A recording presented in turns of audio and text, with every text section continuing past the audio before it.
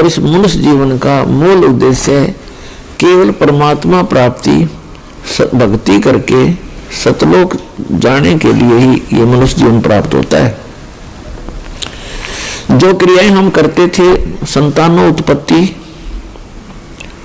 उनकी परवरिश में सारा जीवन लगाकर हम ये कहा करते थे, हमारे बुजुर्ग, हमने देखा सुना कि मेरा काम पूरा हो गया, बच्चों का विवाह कर दिया, परमात्मा ने उनका संतान दे दी, अपने पैरों पर खड़े हो गए, अब मेरी बेशक मृत्यु होगी, हो जाओ, मेरा काम पूरा हुआ। अब इस तत्व ज्ञान से, जातम ज्ञान से पता चला कि मनुष्य वाला काम तो शुरू भी ना किया उसने, ये कर्म तो पशु पक्षियों जैसे ही किए आज तक जो आपने किए। तो इस मनुष्य जीवन का यदि कोई मूल उद्देश्य है, केवल परमात्मा प्राप्ति है, और आप जी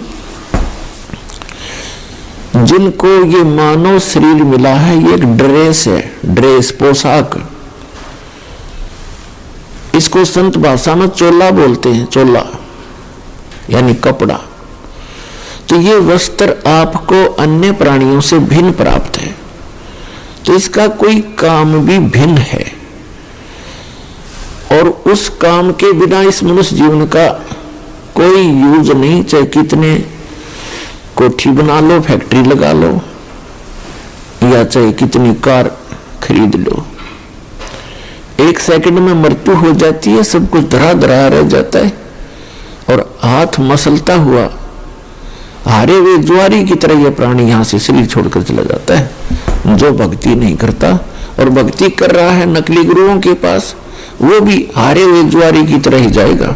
तो पुण्यात्माओं, आप जी को ये ड्रेस अलग मिली है, इसका काम भी भिन्न है। जैसे बच्चे विद्यालय में जाते हैं, विद्यार्थी की ड्रेस, उनकी पोशाक भिन्न होती है, और अन्य जो मजदूरी करते हैं या खेतों में काम करते हैं या कोई अपनी अन्य दुकान आदि कार्य करते हैं, मजदूरी करते हैं, तो उनकी ड्रेस पोशाक भिन्न होती है। और जिनको ड्रेस में पहनकर जाते हैं, जो विद्यार्थी हैं, उनको फ्री कर दिया जाता है परिवार की तरफ से कि बेटा और बेटी तुम अपनी शिक्षा ग्रहण करो, अपना भविष्य बनाओ। और यदि वो बच्चे उस शिक्षा काल में, विद्यार्थी जीवन में अपना उद्देश्य को ध्यान में ना रखकर, पढ़ाई ना करके कोई सिनेमा देखता है, कोई ताश खेलता है, या कोई ऐसे ही गप्पे मारता रहता है, तो उनको फिर बाद में बहुत पछताना पड़ता है जब वो उनका विद्यार्थी जीवन समाप्त हो जाता है। एक समय एक व्यक्ति सड़क के ऊपर, रोड के ऊपर वहां मिट्टी डाल रहा था, मजदूरी कर रहा था। वहीं पर उसी रोड का इंचार्ज एक एक्सियन आया, एग्जीक्यूटिव इंजीनियर, और वो जब आकर इंस्पेक्शन करके चला गया, तब वो टोकरी डाल रहा व्यक्ति, वो मजदूर कहता है कि ये एक्सियन, इसका ये नाम है, ये मेरा सहपाठी था, मेरा क्लास फेलो था, मेरे कर्म फूट गए, मैं पढ़ा को नहीं, बकवाद करता रहा, सिनेमा देखता रहा, हम इकट्ठे ही इंजीनियरिंग कर रहे थे, +2 करके, 12वीं करके, और मैं पढ़ा नहीं, आज ये एक्शन लग के कारों में घूम रहा है और मैं मजदूरी कर रहा हूं। तो परमात्मा कहते हैं आप यूं पछताओगे जिनको मानव शरीर प्राप्त है। ये विद्यार्थी हो तुम, और जो बच्चे इधर ध्यान देंगे, अपना इस मूल उद्देश्य को पूरा कर लेंगे, सत्य भक्ति, पूर्ण संत की खोज करके, सत्य भक्ति करके, ये तो चले जाएंगे सतलोक में, जहाँ कोई सुख, कोई दुख नहीं, सुख ही सुख है, और फिर कभी मृत्यु नहीं होगी, कभी वृद्ध अवस्था आपको नहीं सताएगी। वहां वो सृष्टि है रहने की। ये तो सजा प्राप्त प्राणी यहाँ पर डाल दिए गए हैं, जिन्होंने वहां गलती की थी एक बार। तो जो यहाँ से सत भक्ति करके चले जाएंगे, तो वो तो सुख पाएंगे उस जो पढ़कर एक्शन लग गया, और दूसरे दुख पाओगे जो इस मनुष्य जीवन के अंदर केवल राजनीति में, कोठी बनाने में, बंगले बनाने में, बूटी सूटी लाने में और बेमतलब की बकवास करके अपना जीवन व्यर्थ कर जाते हैं। वो ऐसे पछताएंगे जैसे वो मजदूर पछता रहा था, फिर गधे कुत्ते बनकर मजदूर लगेंगे। इसलिए परमात्मा ने आकर स्वयं ज्ञान दिया है कि आप भक्ति करो, और जो भक्ति नहीं करते वो चाहे भले ही आज आपको सुखी नजर आते हैं, वो उनके पूर्व जन्म की शुभ कर्मों की बैटरी चार्ज है, आगे चार्जर लग नहीं रहा।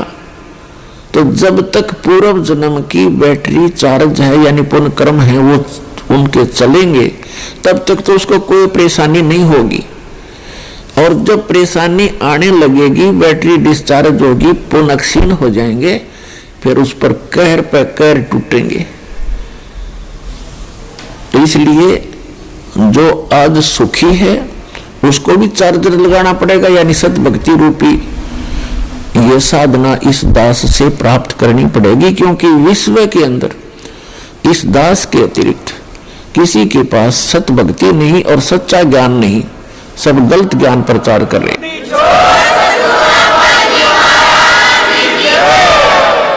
और इसके अंदर कोई मान बढ़ाई नहीं करनी चाहिए, क्योंकि हम कई प्रकार से भ्रमित हो गए। जैसे किसी व्यक्ति ने किसी भयंकर रोग की दवाई खोज ली तो उसके पास दवाई लेनी चाहिए, चाहे राष्ट्रपति का रोग हो उसको भी जाना चाहिए, इसमें क्या दिक्कत है। तो थोड़ी सी भी बुद्धि से काम आप लोगे तो ना अभिमान सताओगा, आपको अपना कल्याण नजर आओगा, तो तुरंत आकर के नाम लीजिए। फेसबुक पर हमारे पेज अमर बोध को लाइक करें और यूट्यूब पर अमर बोध चैनल को सब्सक्राइब जरूर करें। संत रामपाल जी महाराज से निःशुल्क नाम दीक्षा लेने के लिए हमारे इन नंबरों पर संपर्क करें। घर बैठे निःशुल्क ज्ञान गंगा या जीने की राह पुस्तक प्राप्त करने के लिए अपना नाम, पूरा पता और मोबाइल नंबर हमारे इन नंबरों पर SMS या WhatsApp करें।